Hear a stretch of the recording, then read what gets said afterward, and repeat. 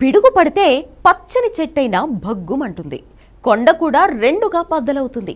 కానీ ఆ ఆలయంలో లింగం మాత్రం చెక్కు చెదరదు. ఏడాదికొకసారి ఆ లింగంపై ఖచ్చితంగా పిడుగు పడుతుంది. పిడుగు పడగానే ముక్కలయ్యే ఆ లింగం కొద్ది రోజుల్లోనే అతుక్కుపోతుంది. వింతగా ఉంది కదూ. అదే పిడుగుల పరమేశ్వరుడి ఆలయంలో కనిపిస్తున్న అద్భుతం. ఆలయ విశేషాలు ఇప్పుడు తెలుసుకుందాం. మహాశివుడు ప్రళయకారుడు.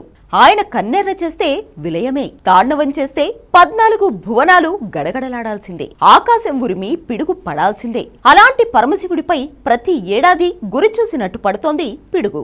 అదేదో దేవుడి ఆజ్ఞలా, భగవంతుడి మహిమలా ఏడాదికి ఒకసారి ఆ లింగంపై పిడుగు పడుతుంది. పిడుగు దాటికి ఆ శివలింగం ముక్కలవుతుంది. కానీ కొద్ది రోజులకు అదే అతుక్కుంటుంది. పిడుగు పడిన ఆనవాళ్లు లేకుండా మామూలు లింగంగా మారిపోతుంది. వింటేనే ఆశ్చర్యంగా ఉంది కదూ.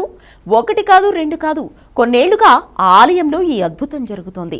అదంతా మహాశివుడి లీల అంటున్నారు భక్తులు. ఆ పిడుగుల పరమేశ్వరుడి ఆలయం ఎక్కడుందో తెలుసుకుందాం.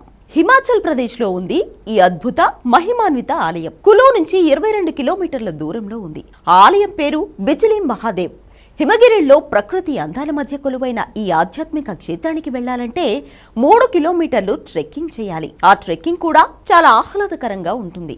ప్రకృతి అందాలను చూస్తే మైమరిచిపోతారు. బిజిలీ మహాదేవ్ ఆలయంలో శివలింగాన్ని దర్శిస్తే ఆధ్యాత్మిక చింతనలో మునిగిపోతారు. మనస్సు ఆ పరమ శివుడిపై లగ్నమైపోతుంది. బిజిలీ మహాదేవ్ ఆలయంలో ఏడాదికొకసారి ఖచ్చితంగా పిడుగు పడుతుంది. ఆ పిడుగు కూడా గురి చూసినట్టుగానే గర్భగుడిలోని శివలింగంపైనే పడుతుంది. పిడుగు దాటికి శివలింగం ముక్కలవుతుంది. వెంటనే ఆలయ పూజారులు శివలింగం ముక్కలను ఒక దగ్గరకు చేర్చి తృణధాన్యాలు, పిండి, వెన్న పెట్టి తిరిగి అతికిస్తారు.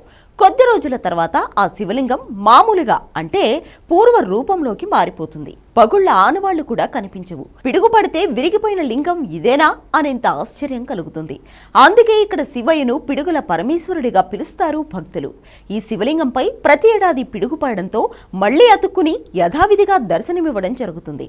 అందుకే ఆలయానికి బిజిలీ మహాదేవ్ అని పేరు వచ్చింది. ఆలయం పరిసరాల్లో ఉండే ప్రజలు, జీవరాశులను రక్షించేందుకు ఆ పరమశివుడు పిడుగుపాటును తన మీదికి రప్పించుకుంటాడని స్థానికులు చెప్తున్నారు.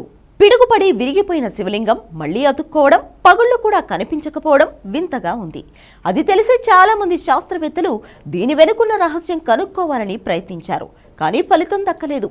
పిడుగు పడితే ఏ రాయి అయినా ముక్కలవుతుంది, మళ్లీ అతుక్కోదు. కానీ ఇక్కడి లింగం మాత్రం పిండి, తృణధాన్యాలతో ఎలా అతుక్కుంటుంది అన్నది ఇప్పటికీ రహస్యంగానే ఉంది. ఇదంతా ఆ శివయ్య మహిమే అంటారు భక్తులు.